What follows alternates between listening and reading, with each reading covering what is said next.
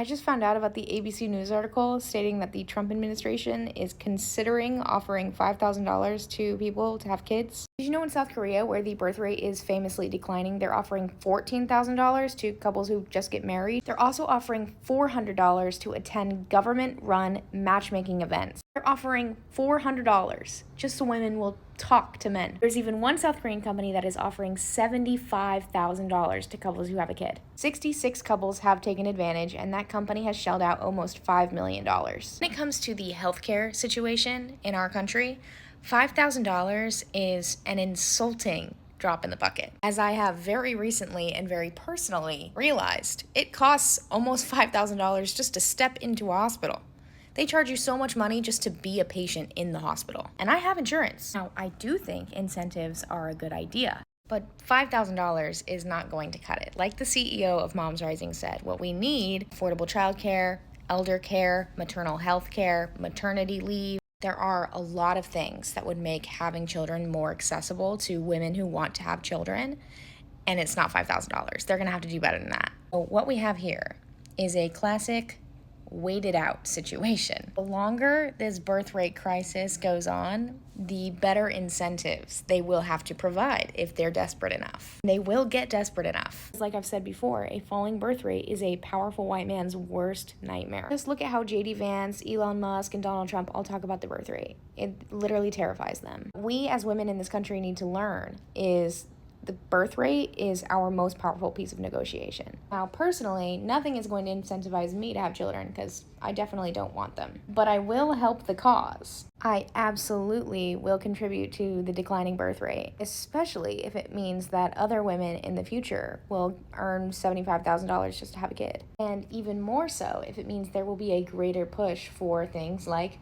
childcare, elder care, maternity leave, paternal leave. Once they learn that $5,000 isn't enough, they'll up it to $10,000 and then $20,000 and then who knows. Me not having kids is actually doing a great service for women. I am making sure that you women in the future have a better time. Get your bag from the government. Yeah, there is a pattern between decline in birth rate and also a decline in women's rights and an increase in right-wing governments. Let's get into it. Overall, the golden number for birth rate is 2.1. That's the ideal. Italy's right now is 1.24. Aside from about a decade in 1965 to 1975, for the last 65 years or so, Italy's birth rate has consistently been below the EU average. The biggest declines were from 1910 to 1920, aka right before Mussolini, 1925 to 1945, aka right before and during World War II, and 1970 to 2000, a couple decades before Maloney. So the background and political parties here, just FYI, the right-wing fascist party, Movimento Sociale Italia, slowly gained traction after World War II until 1992. Then it changed to Alleanza Nazionale until 2006, Forza Italia until 2006 also, then again since 2013, and also since 2013 Fratelli d'Italia, which is Maloney's party. So pre-Mussolini, 1880 to 1920, the birth rate in Italy was constantly declined by 1.72. Mussolini is elected in 1922. He has that famous Ascension Day speech in 1927 where he talks about the new goal for the country of increasing the population from 40 to 60 million for the sake of growing the empire. He also has a ton of restrictions during this time based on birth rate, taxing unmarried men between the ages of 25 and 65, banning contraceptives, creating prizes for weddings and births, limiting women's employment, and also removing what little local voting power they had gained in the last decade or two. Moving on then to World War II, birth rates drop from 3.75 to 2.29 in 35 years. Then moving to pre-Maloney, birth rates drop again from 2.5 to 1.22 in 40 years. So low birth rate with Maloney and the party in Italy is a main talking point. So the Brothers of Italy party often use it as a tool to make absurdly racist and xenophobic statements about immigrants and refugees. They also use it as a dog whistle. She is constantly mentioning her relationship to her family and her relationship to motherhood in different speeches, announcements, press releases. She's also renamed the Ministry of Equal Opportunity and Family to, quote, the Ministry of Family, Natality, and Equal Opportunities, which has been setting off alarms as well. Her minister that she promoted Eugenia Rochella is an anti-civil union, anti-IVF, anti-abortion, and anti-same-sex parenting minister. Right-wing charities and political parties have also been on the rise in the last couple of decades in Italy as well. In May 2023, Meloni and the Pope made a joint appearance at an event on stage for pro-family organizations whose slogan is Quota 500,000, which was their target for the number of annual births in Italy to reach by 2023. Media has also hopped on this as well. In March 2023, the lifestyle magazine Panorama put on its cover a picture of Italy and various black and brown faces under the title Un'Italia senza Italiani, meaning an Italy without Italians. Statistics also prove this idea that birth rates rise where there are progressive social policies. Sweden, with its large paternity and maternity leave, social welfare provisions, etc., the birth rate is 1.84. Germany increased its birth rate from 1.3 in the 90s to 1.6 today through tax rebates, increased access to nurseries, extended school hours, parental leave. Even within Italy itself, there's an autonomous province in Bolzano near the border with Austria. They give 200 euros as a childcare benefit for children under the age of 3. They have assistance for first-time house owners, efficient educational healthcare services. The fertility rate in this province is 1.65, which is closer to that of Denmark and not Italy. Things you couldn't pay me any amount of money to give a fuck about, the birth rate crisis. Birth rate crisis. That's a made-up problem that billionaires invented. Like, what average regular civilian is sitting around thinking about the declining birth rate? Also, why is the goal forever and ever and ever to have an increasing birth rate? Like, I'm just really confused at why any normal person would take that into consideration when formulating their worldview, and also why who cares? Like, genuinely, who cares? I know that Elon Musk says that he loses sleep over it, and that's because he's a psychopath and a freak. And because he's horrified that there might not be a world someday in which he could exploit workers, which, first of all, Elon Musk isn't even going to live long enough to see the effects of a declining birth rate. Like, I'm putting it in quotes because, like, I know that it is real, but it's like, it's not a crisis. Who's it a crisis for? It's not a crisis for me. You could not make me care. New York Times just put out an article on the ways that the White House is considering incentivizing women to have children in the United States. And if you think this article doesn't apply to you because you're a man or you're not interested in having kids or you were already interested in having kids, it will. Proposals aren't just giving money or a check to women who have children, although those are some of the proposals. The amounts are really measly. Like $5,000 isn't even going to cover the cost of having a child in a hospital in the United States. Some of the proposals are things like reserving Fulbright scholarships for women who are either married or have children already. So 30% of Fulbrights, which is like one of the most prestigious academic scholarship programs in the United States, would now be reserved for women. That sounds a lot like a policy we just got rid of, setting aside certain quotas for people with certain factors. Another proposal is to increase transportation funding in areas that have higher birth rates. So if you think the subway is bad in New York City now, I guarantee we're all in for somewhat worse subways, because I guarantee the birth rate in New York City is not as high as Utah. By Secret Service, I don't know what's going on at Macy's right now. Article also does a great job outlining how many children most of the men making these proposals, because 9 was a high number, not Elon, a peer of his. I gifted the article on my Instagram. I think it's incredibly important for everyone to read it, so hopefully it works. Even if you don't have a New York Times subscription, you can read it. Proposal I think is a real winner was the one to give a medal to women who have 6 or more children, a national medal of motherhood.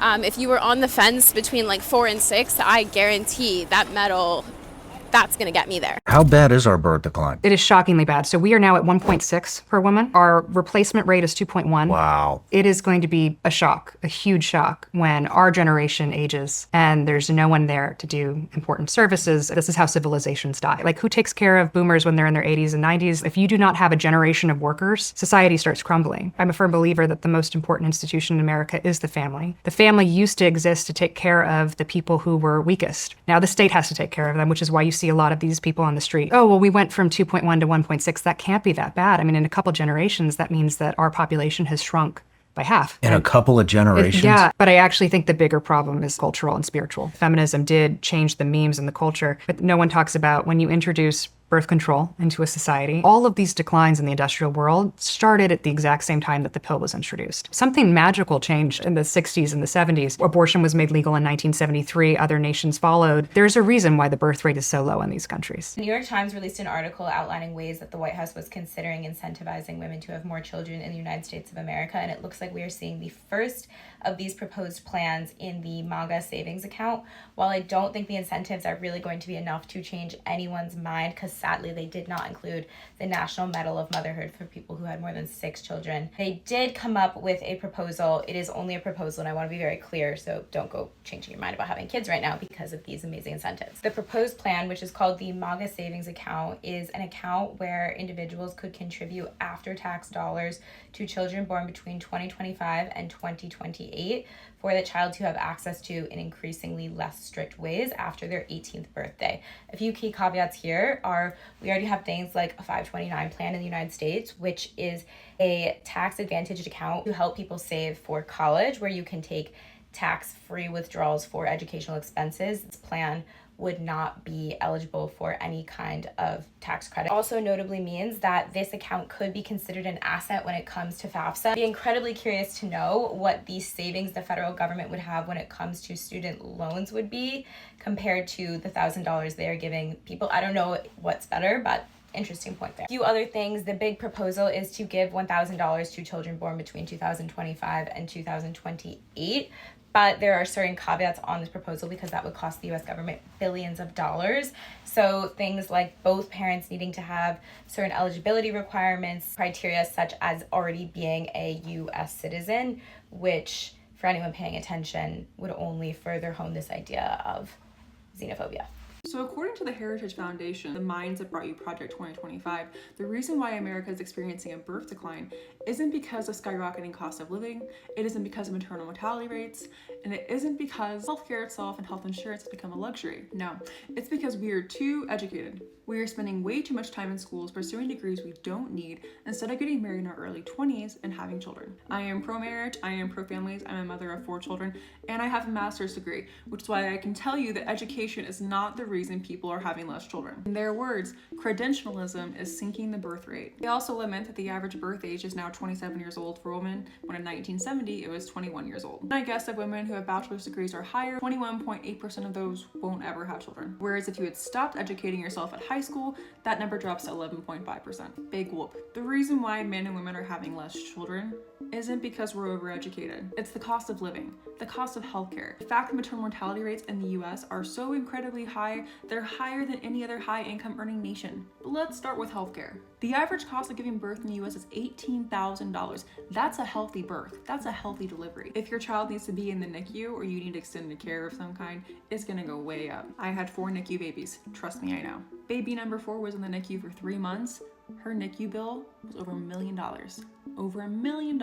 Then there's the cost of childcare. The cost of having one child in daycare so you can go back to work, because the US doesn't have mandated paid parental leave, it's based on companies, states. You could be looking at $1,800 a month plus just to have one child in daycare. And there's the cost of housing. Housing prices are going up, as we all know. And then basic necessities. For many Americans, having a family is financially impossible unless you want more people on welfare, and even then welfare doesn't do very much. I say as someone who has been on food stamps and WIC before. Then there's the other factor that people want to be ready to have kids, not just financially, but emotionally, maturity. They want to have stable careers. They want to have financial stability so they can give to their children what they didn't have growing up. And also, maybe they want to wait until their own frontal lobes are developed before they start bringing people into the world. Fun fact, the frontal lobes aren't fully mature until around 25. And you want people getting married at 20? Having kids at 20? I did it. It's hard, and I'm glad they're all here, but looking back, I can acknowledge the fact that maybe it's not the best idea to rush into a fetal collaboration with another person who hasn't finished developing their critical thinking skills. And the decision to have a child isn't something you make lightly. This is someone you're going to have in your life forever. Minimum 18 years, but hopefully longer than that. Waiting to have children isn't selfish. Being child-free by choice is a valid life choice. Secondly, I think people should be the best version of themselves before they have children, because generational trauma and generational abuse is a real thing. And you don't realize how much you don't know until you are stuck in the same situations where your parents were in, and having to be the calm, mature person when the whole world is burning down and all these little people are looking up at you expecting you to have all the answers. The real reason why people are having less children is because of systemic barriers. The current administration having an issue with the declining birth rate in this country and offering $5,000 to women, mind you, a one-time payment of $5,000 to women to pop out kids, or like for them to pop out kids as an incentive, is evil. And I happily will contribute to the declining birth rate in this country. As women that are child free by choice, or even like teetering between like wanting to become a mother or not wanting to become a mother, this is your time to stay like strong in your decision to not have a child anytime soon. What this means for you guys, not me, because I got my tubes removed, so I can't have kids and I don't want to. But what this means for you guys that are like teetering is that the government eventually will hopefully offer you more. Okay, don't accept the 5,000 right now. Stand your ground. Maybe in a couple months they'll offer up 10. Maybe they'll actually get smart and realize that we don't want just cash. We want policy change. Free and accessible health care. Federally mandated maternal and paternal leave. Maybe paid maternal and paternal leave. Gun regulation, so your kids are safe when they go to school. Because honestly, $5,000 is a slap to the freaking face, okay? Not that I know how much childcare costs and how much it costs to birth a child, but I know damn well $5,000 is a fucking drop in the bucket compared to what you are going to spend when you decide to bring a child onto this planet. So stand your ground. Don't become persuaded by a literal drop in the fucking bucket. If $5,000 is all it takes to motivate you to pop out a kid, you maybe shouldn't be the one to pop out a kid anytime soon. And I don't know if that's a hot take or not. Sorry if it is. Actually, no, I'm not. The Wall Street Journal recently came out with an article talking about the worldwide efforts to reverse the declining birth rates, and it's really interesting to look through the lens of Europe versus America.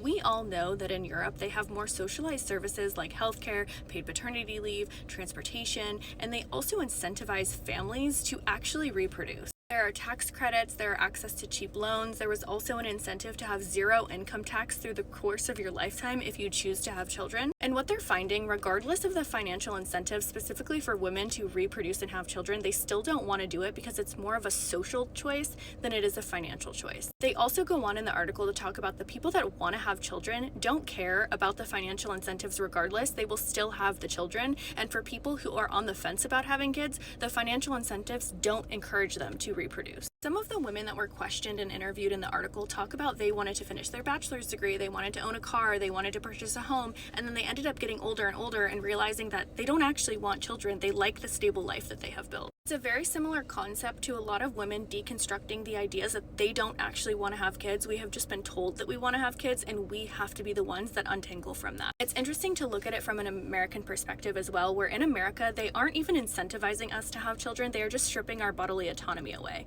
What kind of family planning and family encouragement is that? I'm gonna be so honest, I don't keep up with the maggots because really it's not in my interest to follow anyone in a cult. However, a video pops up today that really scared the shit out of me. It was these women under Maha saying this slogan. They're leading their own little fucking sorority chapter. Less burnout, more babies. Oh, fuck me. This is really important because I remember, I think this was my freshman year of college, I had a male professor tell us that birth rates were significantly going down, and in the future there would be more unmarried childless women than there were married women with children. And he was the first person coming from a small conservative hometown to show the study of unmarried childless women being happier. I've since seen Republicans try to refute this, but there's no refuting the fucking facts. What do they say? Facts not feeling. I'm gonna be honest, I don't want to be wealthy by any sense, but I'd like to be richer than a lot of men that I'm standing in a room with. And yeah, no, my ultimate goal for life is not to be a mother. It's not to be sitting there baking cookies on my hands and knees begging for a fucking Quaalude to come back into existence. It's just not for everybody. I know of anyone, not only that parenting is really hard and strips you of a lot of your personal freedoms, especially as a mother, but I also know that not everybody should have kids, and I'm a 5th generation addict.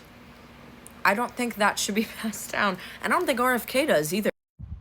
I just want to point something out to all you Looney Tunes that are throwing hissy fits and bitching and complaining about the birth rates falling in the US over the past few years. It's not because of feminism, even though I'm not a feminist. It's not because of feminism. It's not because of promiscuity. It's not because of abortion. It's not because women are deciding to not get married, even though you don't have to get married to have a child and be in a healthy relationship. Let's leave that archaic way of thinking back in the 1800s. Thank you very fucking much. It's because it's too